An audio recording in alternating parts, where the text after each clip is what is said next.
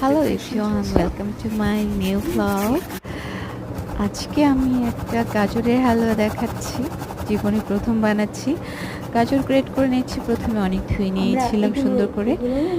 আমরা মাঝখানের এই শক্ত এগুলো ইউজ করছি না, অনেকে ইউজ করে, সো আমি ইউজ করছি না। এর মাঝখানে আমি চুলোয় 2 কেজি মিল্ক দিয়েছিলাম, সেটাকে জাল করে অর্ধেকের কম করে ঘন করে আনবো।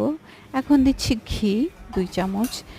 ঘিটা দিয়ে একটু হালকা আঁচে ঘিটা একটু গরম হলে তারপর এই ঘিয়ের মধ্যে আমি গ্রেট করা গাজরগুলো দিয়ে দেব। গাজরে কিন্তু প্রচুর ভিটামিন এ আছে। এই যে এখন আমি দিয়ে দিয়েছি গাজরগুলো, এগুলো সিদ্ধ হবে কিভাবে জানেন? এই যে আমি সুগার দিলাম, তারপর হচ্ছে 2টো এলাচ দিব, তারপর দুধটা আপনি আপনারা মাঝে মাঝে অল্প অল্প করে আবার দিতে পারেন, কারণ সিদ্ধ হতে সময় লাগলে। আমি একটু রেখে দিয়েছিলাম, সরি, একটু ঢালছি এবং কিছু রেখে দিয়েছিলাম।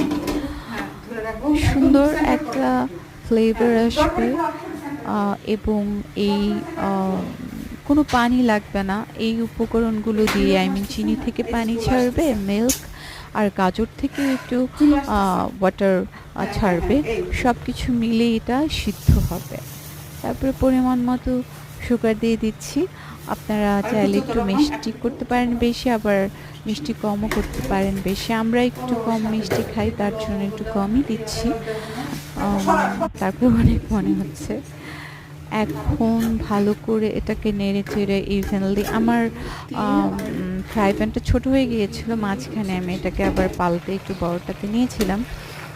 এই যে অলমোস্ট ডানের দিকে।